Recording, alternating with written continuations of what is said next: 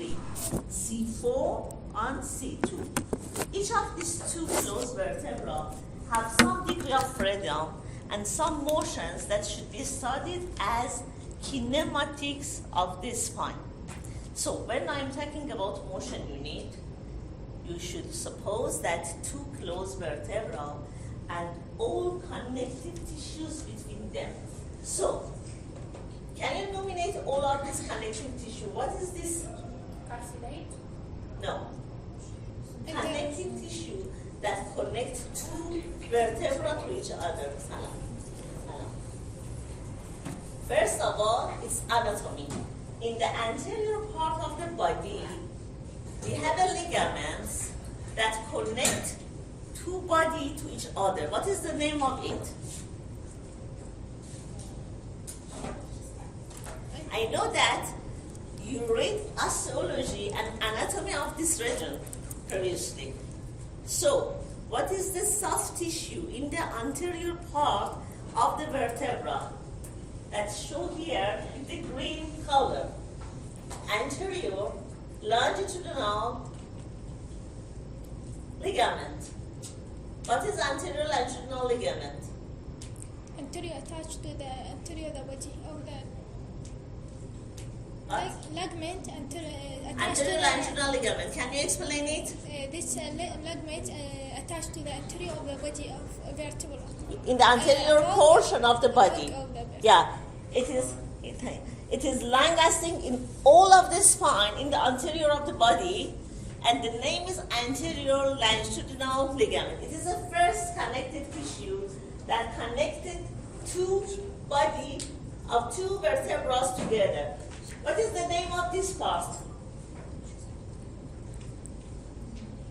What is the name of this part that? disc. Intervertebral disc. Intervertebral disc. And what is the name of this? In the posterior part of the intervertebral disc. Inferior? Posterior. No, it is not inferior. It is posterior. Posterior part of vertebra. Posterior longitudinal ligament. Posterior longitudinal ligament. What is that? What is the name of these two connections? Facet joint?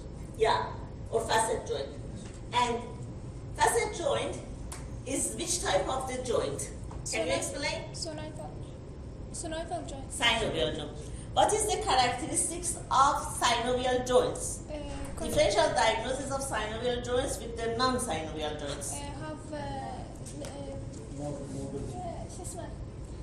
liquid Synovial fluid as well as capsules.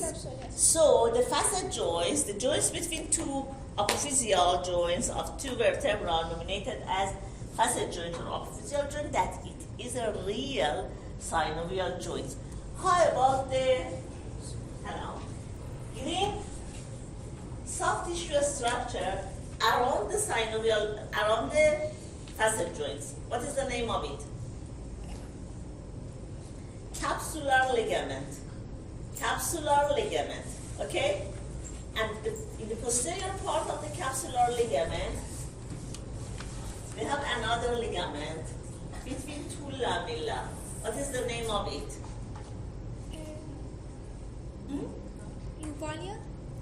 Uvalia. What is the name of the ligament between two lamella? Flava. Ligamentum flava. What is the another name of the ligamentum flava? Ligament notch. No. No. What is the another name of the flava? It's elastin. Elastin means yellow ligament. Yes. Because this ligament is full of the elastin fiber, and the color of the elastin is yellow, so this ligament is nominated as yellow ligament. Okay? Can you explain to me what is the elastic properties of the ligament? What is the meaning of elasticity or elastic properties of a ligament? Can you explain? What is the elasticity? What is the meaning of elasticity? Helps for movement. enhance the movement? Helps. Helps. Actually, no. The elasticity is the texture properties of a material. For example, imagine a spring. Imagine a spring. If you apply a load to this spring, what happened? Bounce. Elongated. If you apply the tensile load to a spring, immediately it is stretched or elongated. And if you off the load, what happened? Immediately it returns to the initial length. These properties demonstrating the elasticity. When off on the load, immediately increase the length. If off the load, immediately return to the initial load. These properties means or nominate as elasticity. In other way around, we have plastic properties. What is the plastic properties? You suppose a plastic, not a spring. If you apply a tensile load to a thin plastic, what happened? It's elongated too. It's elongated too. And if you off the load, what happens? Yes, it not come back to the initial load. It remains with permanent deformation. Okay? These properties is plastic deformities or plastic properties because it has permanent deformation. In our body and connective tissues in our body, some materials has elastic properties, some of them has plastic deformity properties. Ligamentum flava, because it is full of elastin, is elastic properties, has plastic properties. And so it has more flexibility, and the most flexible tissue in our body is ligamentum flava. It is located here between two lamella. This part of bone is nominated as lamella, and flava connected this part of these two bones together. In posterior part here, there is another ligament. What is the name of it? Interspinous ligament. And what is the name of this ligament that connected to spinous process of two vertebrae? What is the name of it? Supraspinous ligament. Interspinous and the posterior part supraspinous. I think Dr. Rahimi have a detailed talk about the osteology and anatomy. Please read them carefully to better understanding the anatomic landmark of the spine. Because this course is biomechanics and prerequisite of this course is anatomy. Actually, we are not responsible for the knowledge of anatomy. We previously pass it. It's necessary to know anatomical landmarks, and then we are talking about the biomechanics. Look at this picture. It is a motion unit too. And we are talking about the load transmission in this motion unit. The connection, the main connection between these two motion units is regarding to the facet joint, that it is a synovial joint, and it has 6 degrees of freedom, and regarding to the intervertebral disc, that it's located between two body. When we apply the axial compression load applied to our spine, can you have an example of applying axial compression load to our spine? An example. When axial compression load applied to our spine, in which situation, in which activity?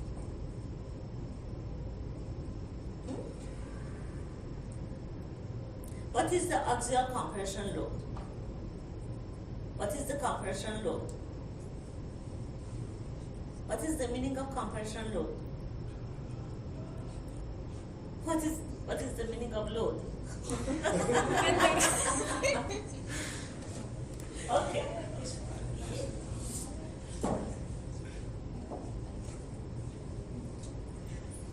Look at this. Because we are going to talk first, the first session I told you that we are talking in this course biomechanics regarding to loads as kinetics and movements as kinematics, yeah? And I think that you passed upper extremity and lower extremity biomechanics previously, yeah? Or not? It is the first exposure to the biomechanics. Yes. No matter, I explain for you. So, in the contents of kinetics, we are talking about the loads. There is different type of the loads. As a major categorization, loads can be divided to two categories: normal loads and abnormal.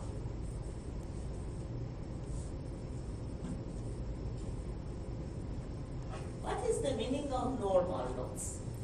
Normal loads demonstrated each type of loads that apply perpendicular to a subject. Perpendicular. So, if I have a subject and I applied a load perpendicular to this subject, it categorized as normal. And if there is not perpendicular in other orientation, it means abnormal. In the category of normal load, we have two different loads. Look at this. It is a subject. And now I apply a perpendicular to the surface toward the subject. It is compression load, yeah? So, compression load is one type of normal load, okay? Why? Because the direction of the compression load is perpendicular to the surface of this object. If I apply the compression load to the object, what happened? You apply the compression, it's shorter. So after compression load, I have shorter subject. Yeah? Than usual. In other way around, I can apply normal load in the form of distraction. After applying tensile load to this subject, what happened? It is elongated. So after this, I have this condition.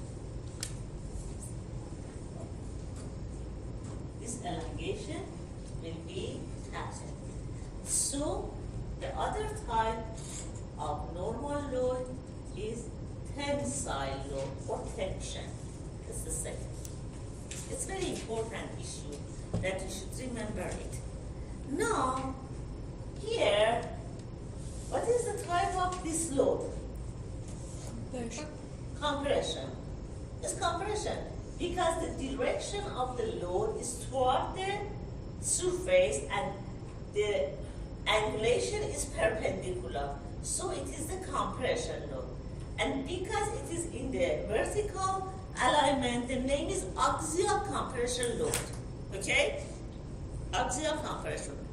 Now, you present an example in our body, an act and position that the axial compression load will apply on the motion unit in our body. Can you explain a condition? When this load is applied on the spinal column, when? Extension. station. Simpler than it. In sitting. In sitting is good, but the better position is standing. The gravity. Yes, immediately after wake up, you are going to the standing position. In this position, your weight acts as an axial compression load. So, as a whole, our spine is made for tolerating axial compression load. Of course, in sitting position, it will be 2. But standing position is a simple activity that axial compression load applied to our spine. Okay? How about the abnormal loads? Do you have any idea? Now we learn compression and tensile load. How about the abnormal loads? Flexion. No. We are talking about the load, not movement. It's an object. I told you that if the direction of the load is not perpendicular to the surface of the subject, it is abnormal. In this situation, we have 2 parallel load, parallel and equal load that are opposite to each other and applied to the edge of the subjects, not perpendicular to each other. The result of this parallel load, actually this parallel load is denominated as shear or abnormal. 2 parallel, equal, opposite loads applied to a subject, not in this direction, but in the angles of the subject. The resulted deformation of this shear force is angulation of the object, not elongation or compression. Shearing force providing deformation of the material regarding to the changes in the angles. Okay? And usually in upper body shear forces is not useful and providing some injury and some hazard to the tissues because the tissues are familiar with the stretching and compression, and if this has any rotation and distortion, and then the damage will be occur. Okay? So these 3 forces, compression, tensile, and shear, of the main forces that usually in different activities apply to the tissues of our bodies during sitting, standing, running, jogging, flexion, extension. The combination of these forces in different times apply to our spine. Now, look at these pictures. Look at this. We have a motion unit. This motion unit connected to each other with 2 different joints. 2 different joints. Pars interarticularis with number 1 and intervertebral disc with number 2. What is the pathway? The pathway of this axial compression load. And you know that the structure of the motion unit is designed to shock absorb the applied load on it. Do you know the meaning of shock absorption? If there is any question in any time, don't hesitate to ask me because I don't know the previous knowledge. What is the shock absorption? What is the meaning of shock absorption? Abnormal. Yeah? Abnormal. No, absorption. Shock absorption. Increase the power of shock. For example, when the area is small, the shock absorb will be better. When the area is big, shock absorption means Actually, shock absorption means the decrease the characteristics of the subject to decrease the load applied on it. If the subject is more flexibility, the absorption should be increased.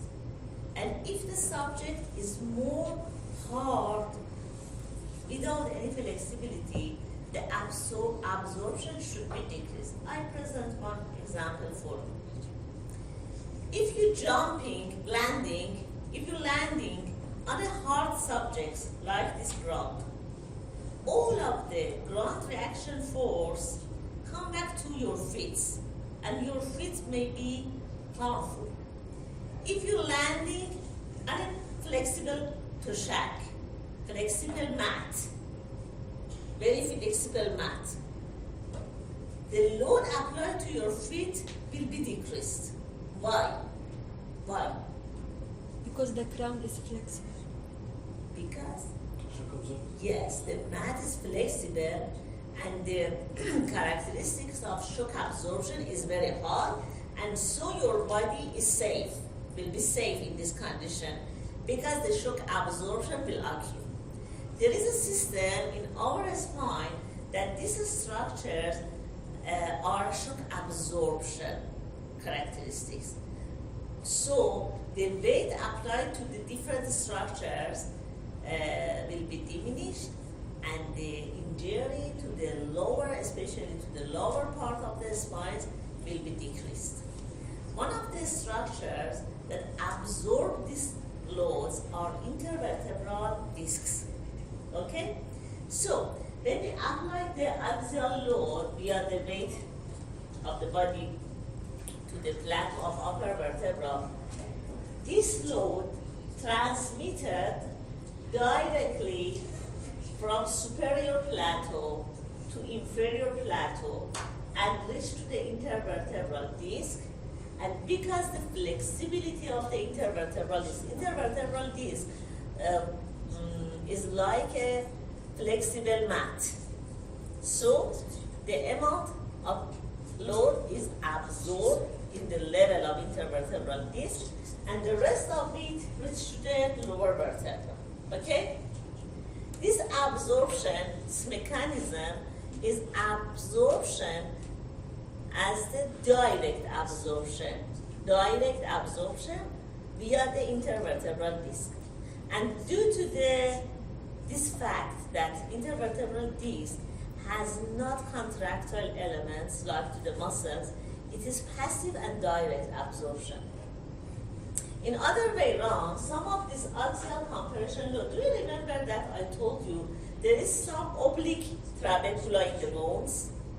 Yeah, remember? You remember previous session, I told you that there is some oblique vertebrae besides vertical trabeculas, not vertebrae, oblique trabeculas as well as vertical trabeculas. Some of these load transmitted via this oblique trabecula to the posterior part of the vertebra, and here was the contraction of the paravertebral muscles. The rest of the load should be absorbed. By contraction of the muscle, the flexible structures exist in the posterior part of the in the spinal column, and so some of the amount of the load should be absorbed in the posterior of the vertebra. But it is not in the direct access, it is in the cross overing to the posterior part of the vertebra, so its name is indirect.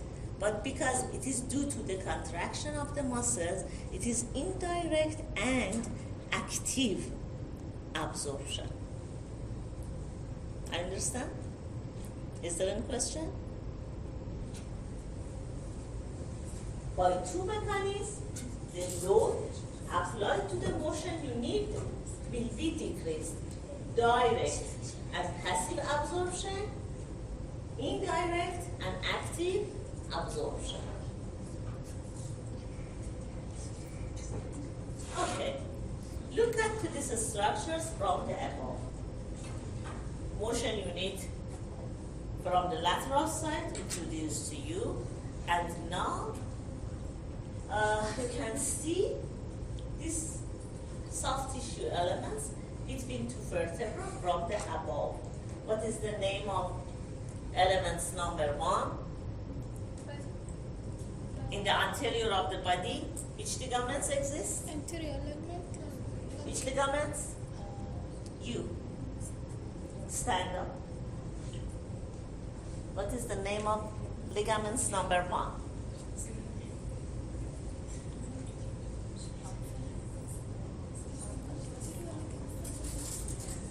Number 1.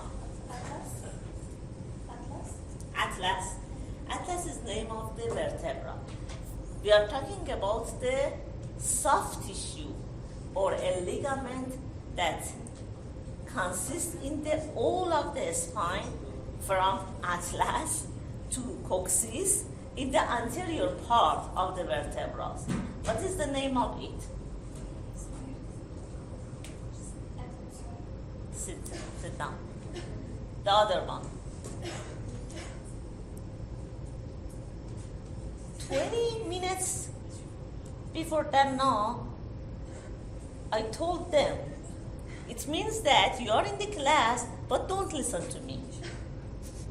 After 20 minutes, you have not to say, I don't know. No? 20 minutes before I told you again that what is the name of the ligaments in the anterior part of the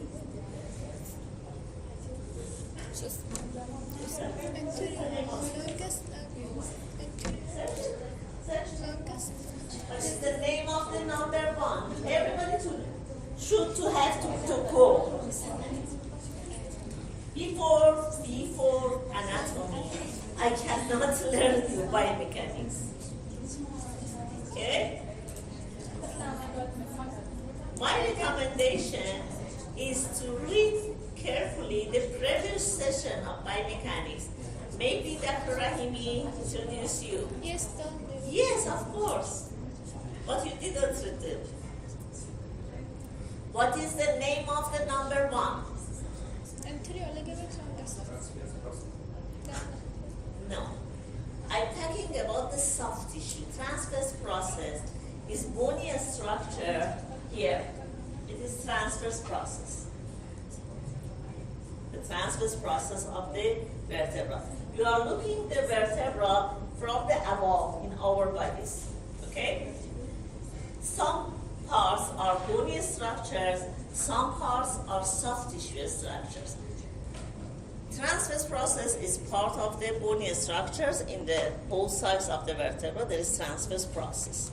In the anterior part is body, in the posterior part is spinous process.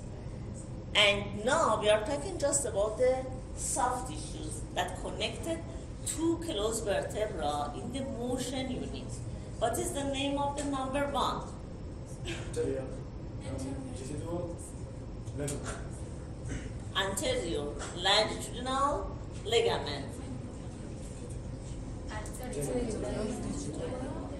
Again. Again, everybody. Anterior longitudinal ligament. خلاص.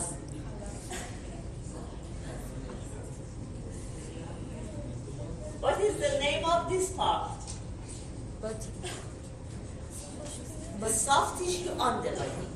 It is not soft tissue. What is the soft tissues that put between two bodies? What is the name of it? Intervertebral disc.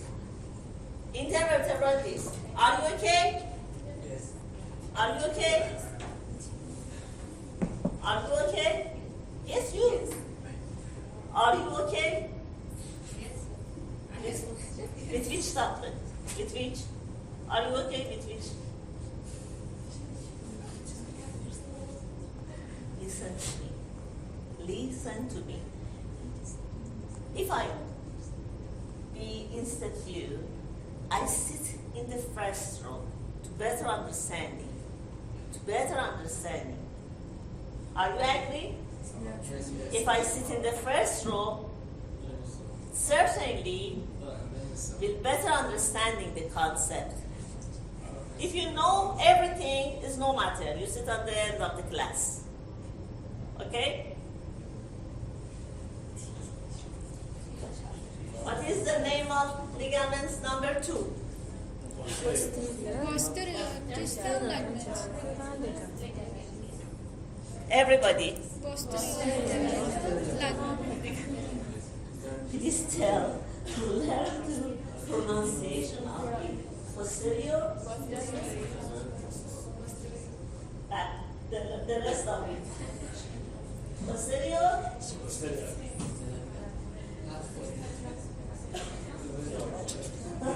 Posterior transverse process.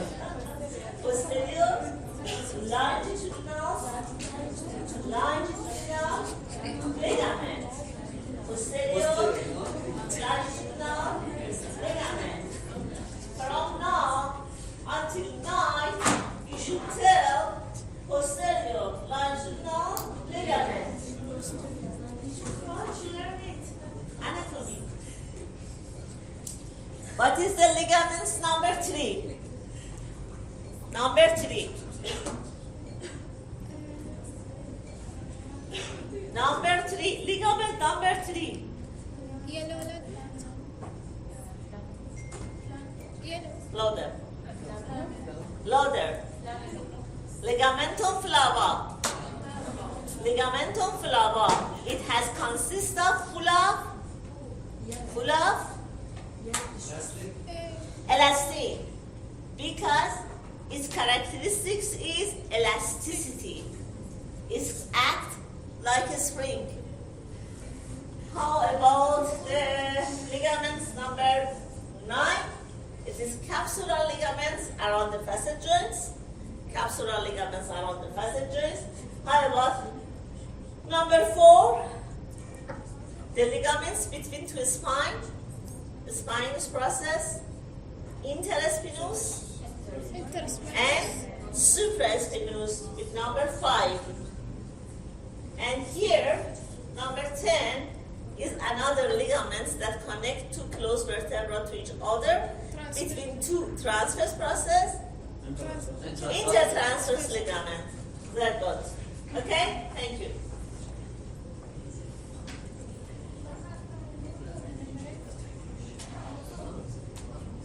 What is the structure between two body of vertebrae?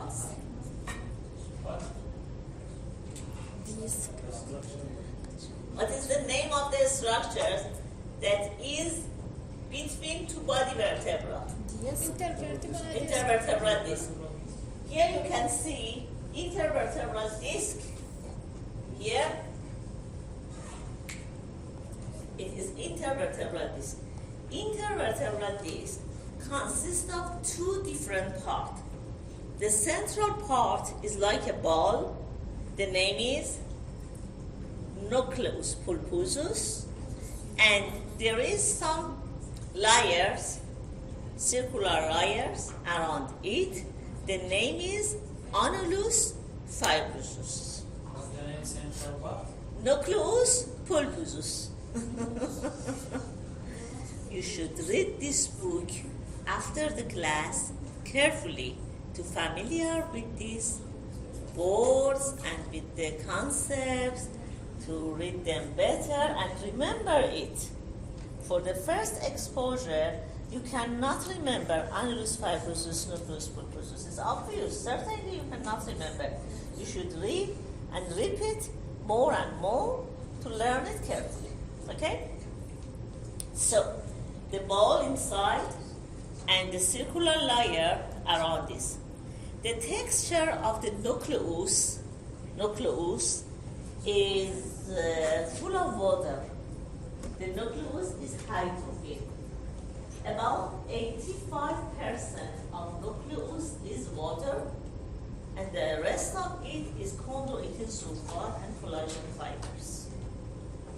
Okay? Regarding to the annulus fibrosus, the collagen fibers is more material that made it. Look at this. Nucleus and these layers, annulus.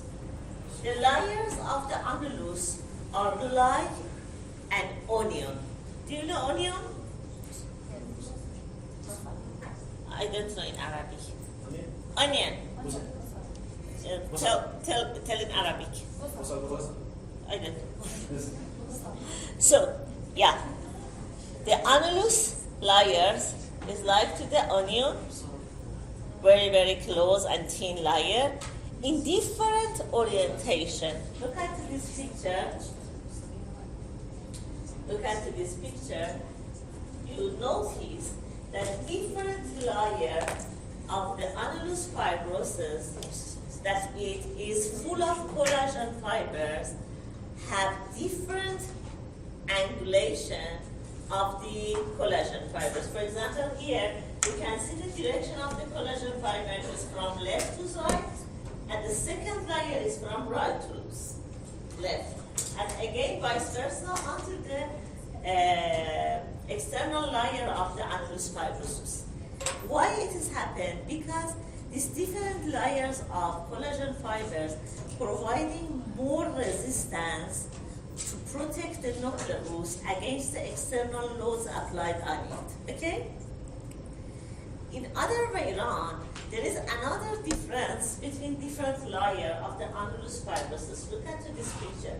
Where is the orientation of the external layer of annulus? What is the orientation? Vertical. The orientation of the collagen fiber in the outer layer, is vertical. And how about the orientation of this layer in the interior? It is near to horizontal. Yes. So the angles of this fiber is different from central to periphery.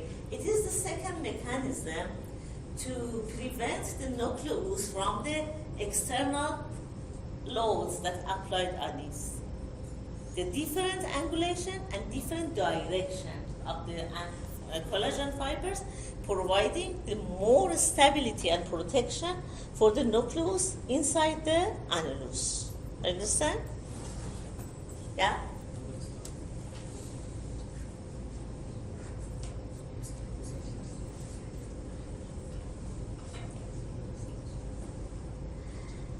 I told you that there is two different joints between two vertebrae.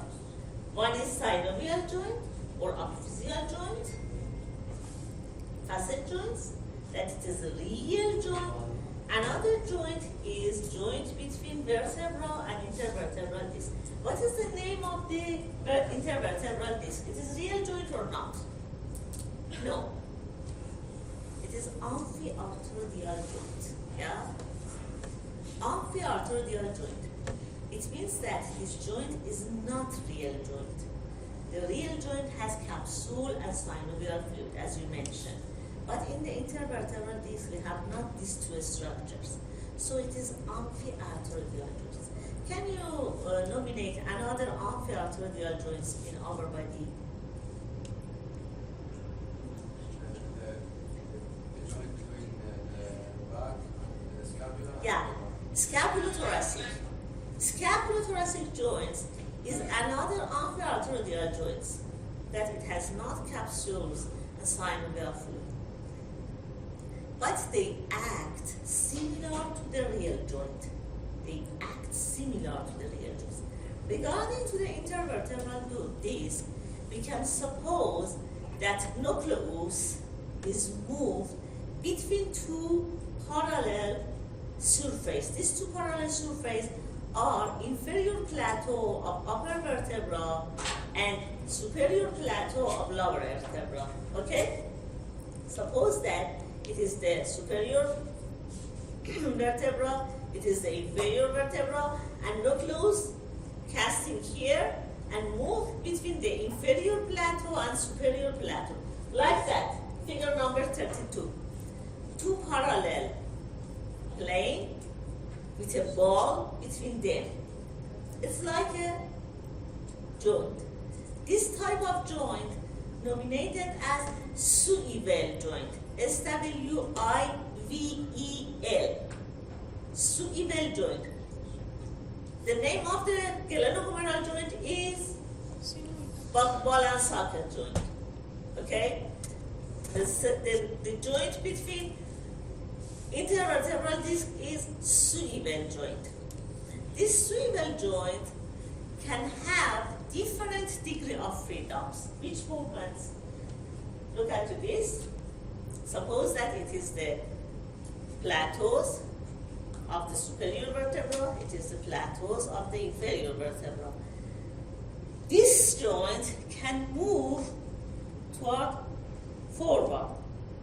What is the name of this movement? Flexion. Forward, backward. Extension. Sideways. Lateral flexion. And rotation. So it has 3 degrees of freedom like to the osteokinematics.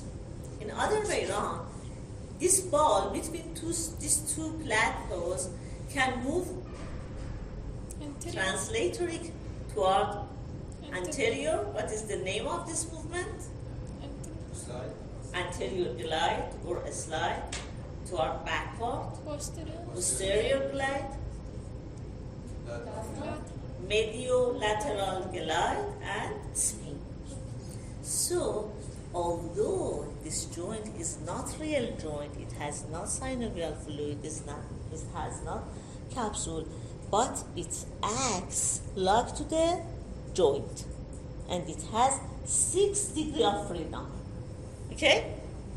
Mobility of the spine is related to this joint as well as synovial joints.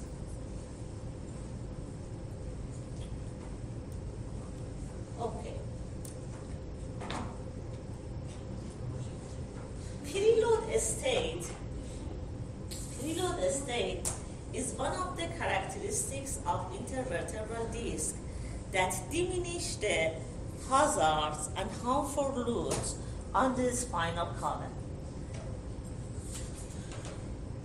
When the load applied to the intervertebral disc, some of this pass from the intervertebral vertebra disc to the lower vertebra, and some of these transmitted to the annulus fibrosus around it. It is a mechanism of shock absorption that I explained for you before. Absorb the load in the level of the vertebra. So it means that all of the load that applied to the motion unit is not totally transmitted to the lower vertebra. For example, in the C1, C2, what load is applied on C1, C2? The weight of the head. The load that applied on C1, C2 is the weight equal to the weight of the head. Okay, for example, the weight of the head in one person is 2 kilograms. These 2 kilograms applied to the intervertebral disc of a C1, it is better to don't know C1, C2 because there is no disc between C1, C2. C2 to C3. The disc of the C2 to C3 tolerated the 2 kilogram weight of the head. All of these 2 kilograms of weight of the head doesn't transmit it to C3. What's the meaning of it? It means that about 1 kilogram of it absorbed at the level of annulus fibrosus, and just 1 kilogram of it transmitted to the C3. It is a mechanism to diminish the loads applied to the vertebrae, to diminish the risk of injury. Okay? This property is provided due to the elastic and shock absorption properties of the nucleus pulposus. Here you can see this behavior. It is a motion unit. We apply a load on it. The disc lies to the flexible mat, go to the decrease the length, and then after off the load, it tries to come back to the original length gradually. gradually, not exactly as a movement. So if you apply the load, the height of the intervertebral disc should be shorter. Compression, axial loading. And now I off the load, the disc will come back to the original length gradually with oscillation. During 1 second, it reaches to the original length. This property is shock absorption of the intervertebral disc and protect the bones against the external loads applied on them. Prevent damage and injury.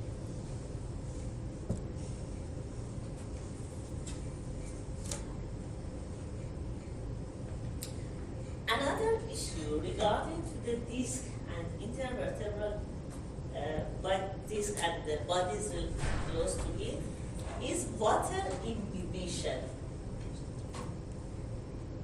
Water imbibition, the two first words. Water imbibition by the nucleus pulposus. What is the meaning of it? In the morning, you wake up and go to the standing position. Immediately in the standing position, the axial compression load applied to the nucleus. Under this pressure, the motor that is in the nucleus try to move and go away the nucleus toward the spongy bone of the body that is close to it. The spaces, spongy bone have too many free spaces, and this water from the nucleus go away, go to the free space of the spongy bone. Okay? I told you that nucleus is very hydrophilic and it consists about 85% of water. During the axial compression loading applied to the nucleus, the water go away and go to the spongy bone. In long day, usually we are in a standing position or sitting position. In all of these conditions, the axial compression load applied to the disc, and so this moving water will be happen in all of the time of the day. So, with decreasing the water in the nucleus, the height of the intervertebral disc should be decreased. At the end of the day, merely about 2 centimeters of height of the intervertebral disc in a normal person should be decreased. And then you are going to bed in lying position without weight bearing, okay? The axial compression load should be off, okay? Okay? Is there any axial compression load during lying position? No. No. This condition, the water has the agonist pathway, antagonist pathway from the spongy bone to the nucleus again. So, when you are in the resting position, in lying position, it is the refreshment of the nucleus. It's a time of the refreshment of the nucleus because the water that go away from it again come back to the nucleus and it will be ready to tolerate a new load in the new day. It is a good mechanism for prevention the injury of the intervertebral disc. So you have to have a good resting position to come back the water to the nucleus. Look at the shape of the nucleus at the end of the day and compare it with the early morning. If there is any problem, we can explain it more. Everybody understand? Yes. Look at this picture. It is in the morning. It is the morning. The load applied on the motion unit. Gradually, from morning to the end, that we are in the standing position, the height of the intervertebral disc decreased. It is an exponential curve, and here the night start, the person go to the lying position without weight bearing, and gradually during the night, the high of the intervertebral disc come back to the original length. Okay? Tomorrow is a new day for tolerate the weight. If one person standing in 24 hours, maybe the damage of the disc will be happened because they have no more time to return to the original good posture with good water and shock absorption. With no shock absorption of the intervertebral disc, the risk of damage should be increased. Okay, as usual, the intervertebral disc used to tolerate the compression force, axial compression force. Look at these pictures. In the figure number 49 here is a healthy disc, and under the force of the compression force, the flattening of the nucleus will be happened. It's obvious and normal. The amount of decreasing the height of the nucleus under 100 Newton loads is equal to 1.4 millimeter. It means that if I apply 100 Newton load to this motion unit, the decrease of height of the intervertebral disc is amount 1.4 millimeter. It's a normal reaction. But if there is a degenerated disc, what is the meaning of degeneration of the disc? It means that we have a nucleus without proper water, and also there is some microfractures of the annulus fibrosus, degeneration, and failure in the nucleus as well as annulus. In this condition, under 100 Newton axial compression loading, the nucleus cannot tolerate this force, and so it should be flat and spread in the different layers of the nucleus, of the annulus. It has nominated as herniation disc. It is one of the mechanisms of this herniation. Due to the degeneration process and decrease the strength of the intervertebral disc, then this disc cannot tolerate normal loads, and so instead tolerated in and some flattening that later should come back to the original position, they should be deformed and spread and tear some parts of the annulus and spread on them. It cannot come back to the original position when the load is disappeared. So during the night, during the sleeping, this disc cannot repair itself. It will be damaged and providing some symptoms of low back pain for the patient. Okay? In other way, look at this picture. When the disc is in the normal situation, it is the facet joints. What is the type of the facet joints? You told me that glenoid and humerus are ball and socket based on the shape. How about the name of the facet joints based on the shape? What is the type of these joints? Look at this picture.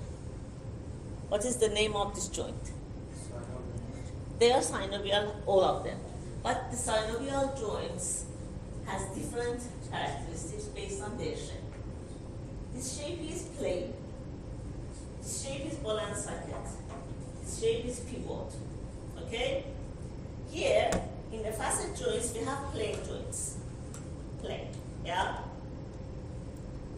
This means that these two joints should be parallel to each other for normal behavior. Look at to these pictures from the lateral side. The normal intervertebral disc is in this situation. In this condition, the facet joints are in the parallel and aligned in normal position. Now, suppose that we have a degenerated intervertebral disc like to that figure that I show you. It is a degenerated intervertebral disc. At the same time, the orientation and alignment of the facet joints should be disrupted. Why? Because the orientation of the intervertebral disc should be changed.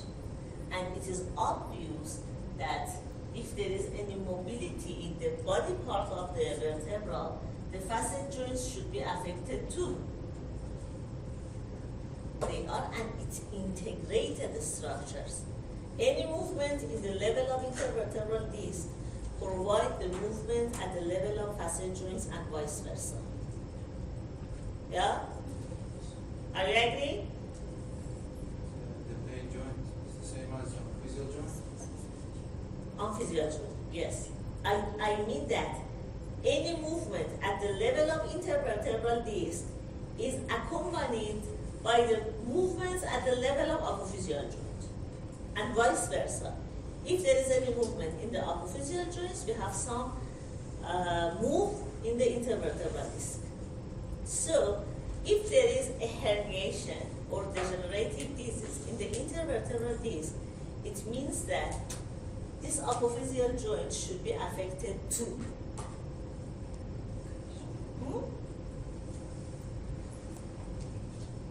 Now look at this picture. We just talking regarding the axial compression rod that applied by the weight of the body. But you should consider that there are different axial compression loads that are applied to the our spine, and our spine should be tolerated, all of them. One of these our weight, but it is not the total of the base that should be tolerated by the spine. The other loads that have to tolerated by the spine is the contractions of the paravertebral muscles, here shown by M2, and contractions of the abdominal muscles. All of the muscles in the anterior and posterior part of the spine producing some forces regarding the contractions that they added to the weight of the body. Okay? Besides the weight, contractions of the abdominal and paravertebral muscles, there are some external loads that we tolerated them. For example, our back, or weights that we handling by ourselves. All of this load cumulated and applied to the intervertebral disc. And so you should be take care yourself about the external and extra loads that apply to your spines to prevent injury. Especially the external loads that lift by. Is there any question till now?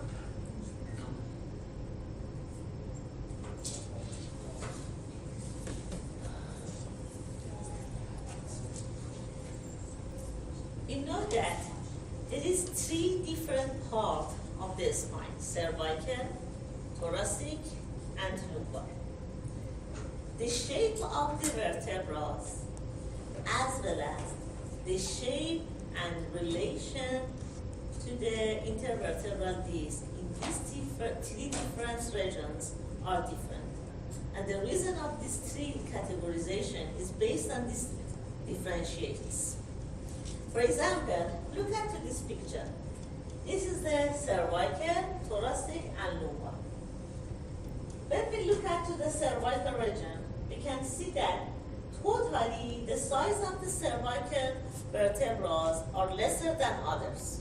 And after that, thoracic and biggest lumbar is related to the biggest vertebra is related to the lumbar region. But important point for determining the mobility of the vertebra is the correlation or relation between the height of the nucleus and the related body in each segment. What is the meaning of it?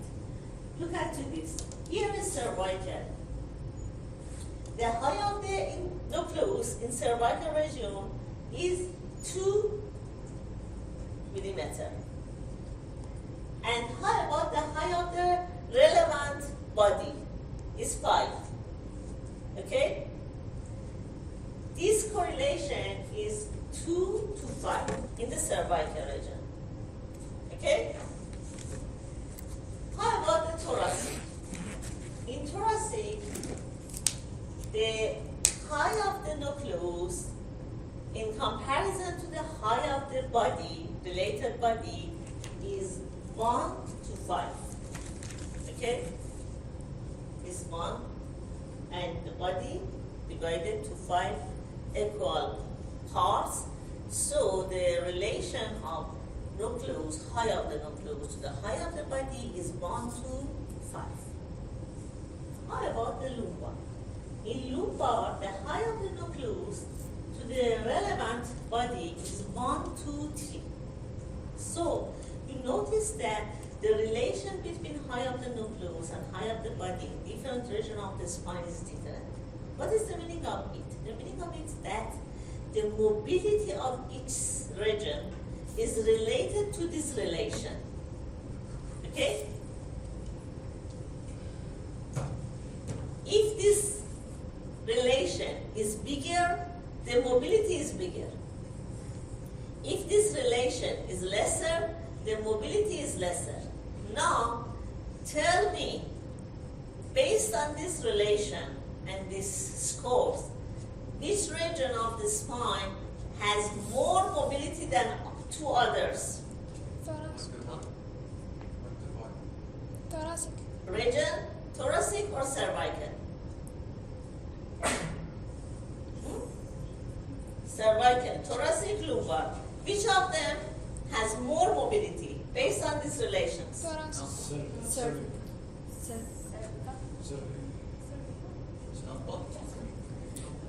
Please answer louder. Cervical. You, lady. Thoracic. Thoracic. Cervical.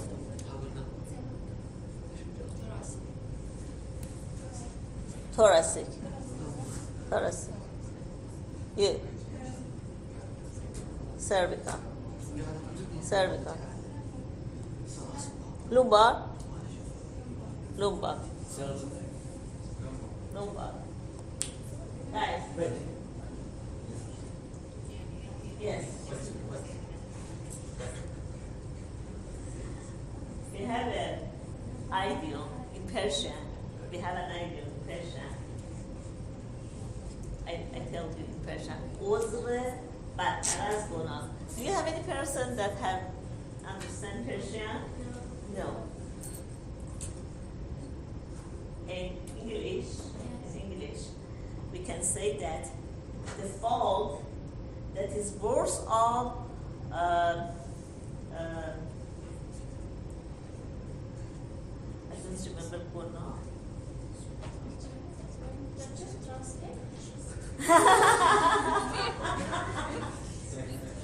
Okay. عذر بدتر از گناه. It's necessary to understand. Do you find? No? Farsi to Arabic. عذر بدتر از گناه.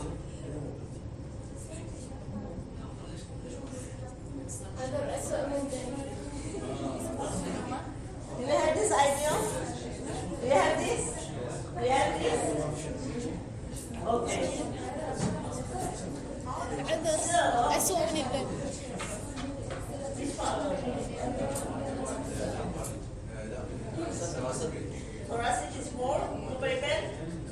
The number is more. The lumbar is more movable. Actually, it's cervical. Lumbar is Cervical is more, have the highest range of motion. okay, I'm touching the bottom right now. Yeah, but you said the More mobile. more wise is less different between. Bigger score. Bigger score has higher. Yes, one divided by one. How about you? Cervical. Of course, cervical. Of course. Look at this picture. It is a mathematics. This score is bigger, or this score, or this score. This Which of them is bigger? cervical. Which of them? 2 to 5. 1 to 5, 1 to 3. Which of them is bigger? 2 to 5. 2 to 5. 2 to 5 is bigger. Yes, sir. So the cervical is more movable. How about 1 to 5 and 1 to 3? Which of them is bigger? 1 to 5. 1 to 5. 1 to 5. No. It's bigger. Yes. 1 to 5 is bigger, or 1 to 3? 1 to 3. 1 to 3. Yes. 1 to 3. Yes. Are you sure? Yes. Yes. I'm not sure. Yes. Why? Yes, we are sure. Okay. So the biggest movable part is cervical. And then we have the amount of mobility in thoracic, and then lumbar. And in the thoracic we have a barrier because the rib cage is barrier, and so the rib cage cannot give permit to the thoracic region to have two range of motion. Look at from this picture from the lateral view. In cervical, the diameter of the nucleus, here is the anteroposterior diameter of each region.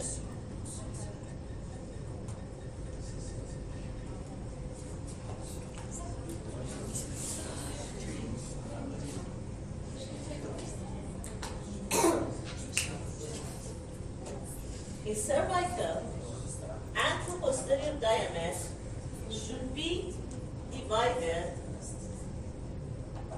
to 10 parts, 10 equal parts.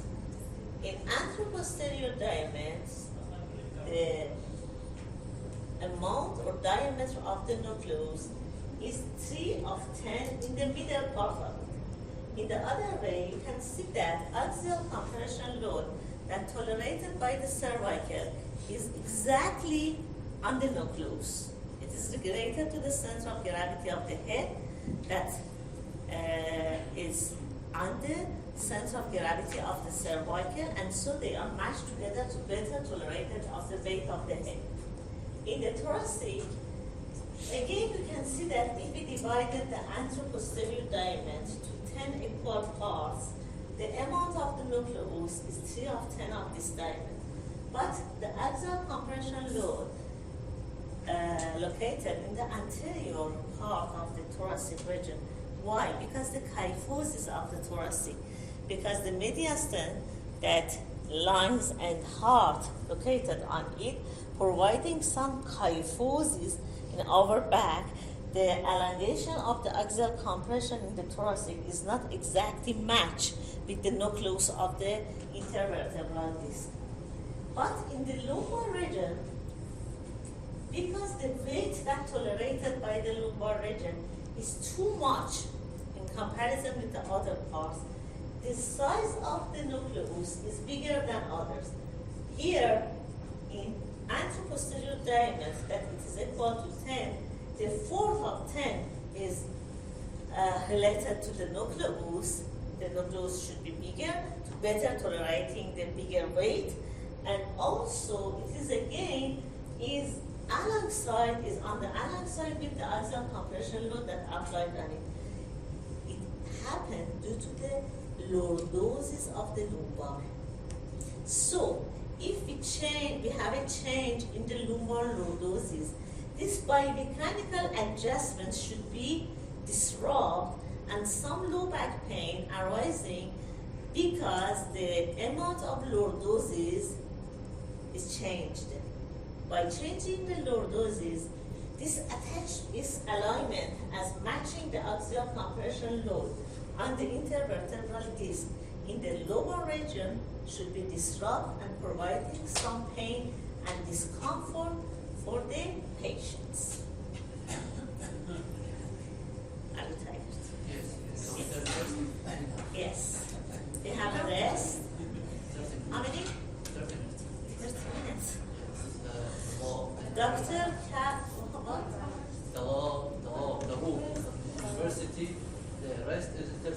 Yes, I know, I might be, but Dr. Carroll told me that today you should have 5 hours class instead of 4 hours. Yes. Is it right?